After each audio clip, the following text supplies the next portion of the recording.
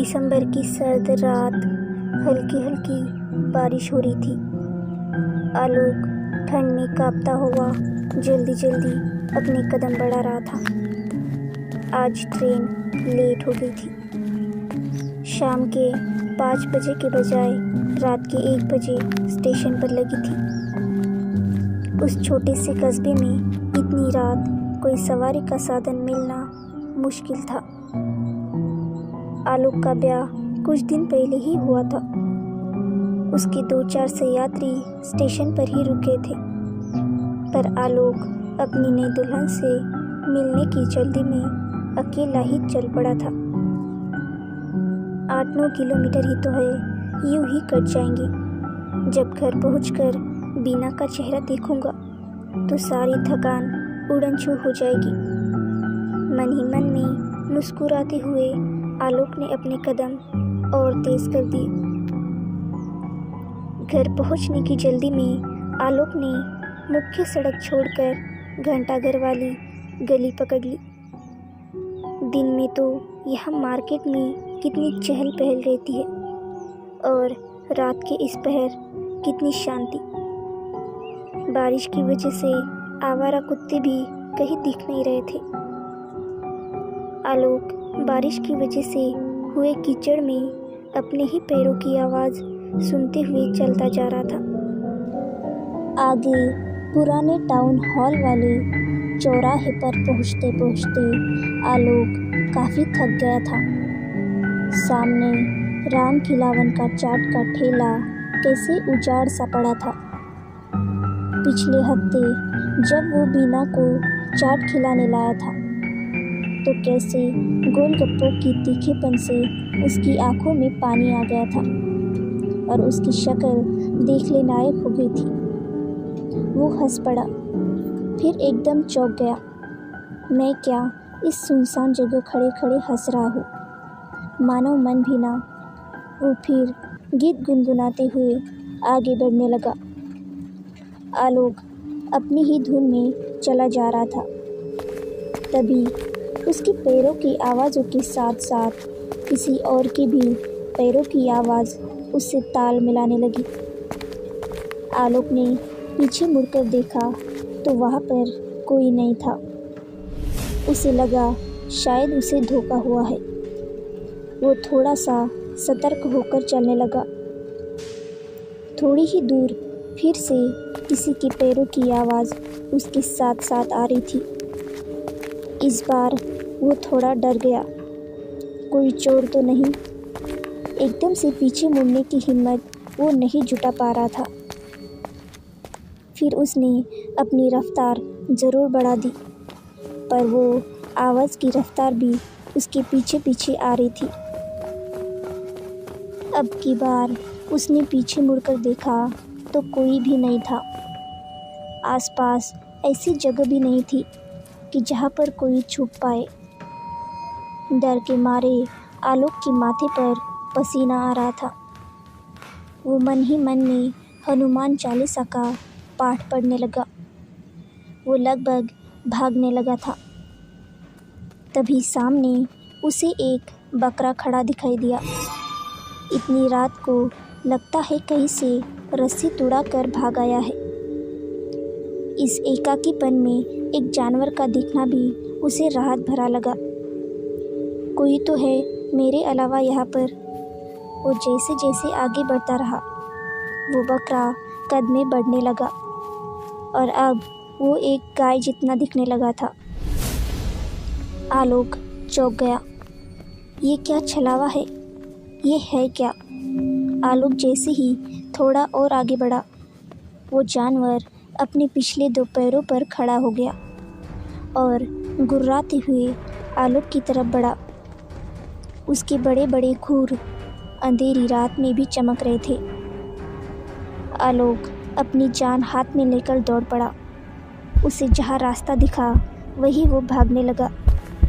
पीछे पीछे उस जानवर की गुर्राने की आवाज़ भी कई बार उसका लगातार पीछा करने लगी। आलोक की कानों में उसकी आवाज़ों के साथ साथ जानवर की गर्म सांसें भी उसे सुनाई देने लगी। आलोक जितनी तेजी से भाग सकता था वो भाग रहा था। कूचा गुलाबी पार करते ही अचानक वो जानवर गायब हो गया। आलोक ने सामने देखा तो पुराना शिव मंदिर था। वो उसके गेट पर जाकर रुक गया। वो बुरी तरीके से हाँफ रहा था। उसने मन ही मन में भगवान को धन्यवाद दिया। किस आफत से बच गया। उसने सुन रखा था ऐसी ऊपरी हवाओं का भी इलाका होता है। वो अपने इलाकों से आगे नहीं बढ़ती। आज तो बच गया। वो इधर उधर देखने लगा। बारिश रुक गई थी। ठंडी हवा अपने पूरे जोर पर थी, पर दौड़ने की वजह से आलोक को पसीना आ रहा था। हिम्मत जुटा मंदिर में माथा टेक कर वो फिर से आगे बढ़ने लगा। इस बार वो फिर से मुख्य सड़क पर आ गया था। इक्का दुक्का ट्रक सड़क से गुजर रहे थे। आलोक की जान में जान आ गई। वो कुछ मीटर ही आगे बढ़ा था कि एक दुकान के शटर के नीचे एक रिक्शा वाला कंबल डाले सो रहा था। आलोक बुरी तरीके से थक चुका था। उसने रिक्शे वाले को आवाज़ लगाई। रिक्शा वाला उठ खड़ा हुआ। क्या है, सोने भी नहीं देते हो? दिन भर रिक्शा खींचते खींचते मैं थक गया हूँ। आलोक उसे पूछता है, भैया बहुत मेहरबानी होगी अगर नई नहर कॉलोनी आप मुझे छोड़ देंगे। बहुत दूर से पैदल आ रहा हूँ मैं। रिक्शा वाला पूछता है, टाइम कितना हुआ है? आलोक ने कहा, 2:30 बज गए हैं। इस बार आलोक का ध्यान पहली बार समय पर गया था। 1.5 घंटा बीत गया था स्टेशन से चले हुए। काश वही रुक जाता। आलोक लगभग गिराता से बोला, भाई बहुत मेहरबानी होगी, घर पहुंचा दो। रिक्शा वाला उसे घूरते हुए रिक्शा निकालने लगा।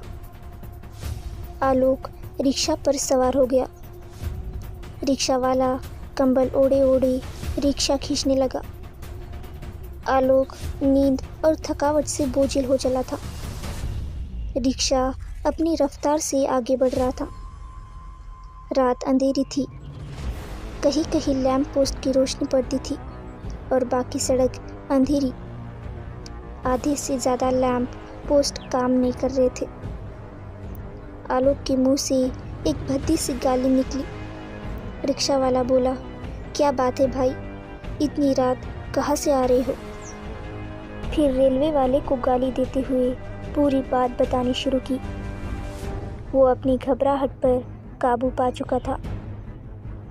अब उसने टाउन हॉल वाले चौराहे पर उस ऊपरी हवा से मिलने की बात भी बतानी शुरू कर दी और बोला, भाई तू नहीं जानता आज किस आफत से बचकर आ रहा हूँ मैं।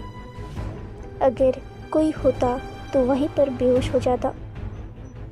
अपन पहलवानों की कुंबे से है, हनुमान जी की कृपा है मुझ पर। कि तभी रिक्शा वाला बोला, अरे कोई पागल सांड रहा होगा, आप अंधेरे में डर गए होंगे। आलोक एकदम से ताव में आ गया। अरे ऐसी आफत, ऐसी चीज़ ना कभी देखी ना सुनी। उस आफत के खूर ऐसे थे जैसे।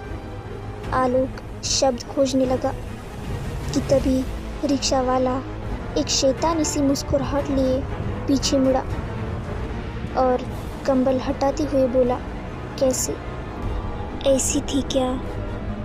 आलोक उस रिक्शा वाले को देखकर सुन पड़ गया था। उसकी आंखें फटी की फटी थी। उसके पंजों की जगह खूर थे, वैसे ही चमचमाते हुए। आलोक चिल्लाते हुए रिक्शे से कूद पड़ा। वो बेतहाशा भागा। पीछे से रिक्शा वाले की आवाज़ उसे लगातार सुनाई दे रही थी। नहर वाली पुलिया पार करते ही उसे आवाज़ आनी बंद हो गई।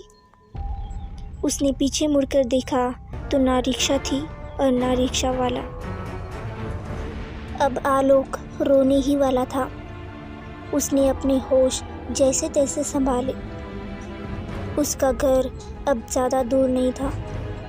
नहर के साथ साथ सड़क थी। आगे शुगर मिल के बाद ही उसकी कॉलोनी शुरू हो जाती है।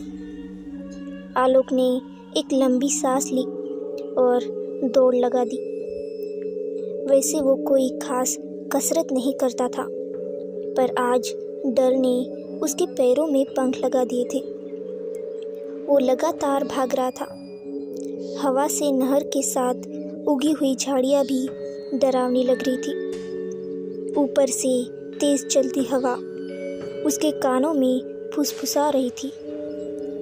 आलोक बार बार हनुमान चालीसा का पाठ कर रहा था, पर चाहकर भी वो डर अपने दिल से नहीं निकाल पा रहा था। उसे लगातार लग रहा था जैसे उसके पीछे पीछे कोई आ रहा है। सामने मिल के गेट पर लंबे बल्ब की रोशनी अब आलोक को दिखने लगी थी।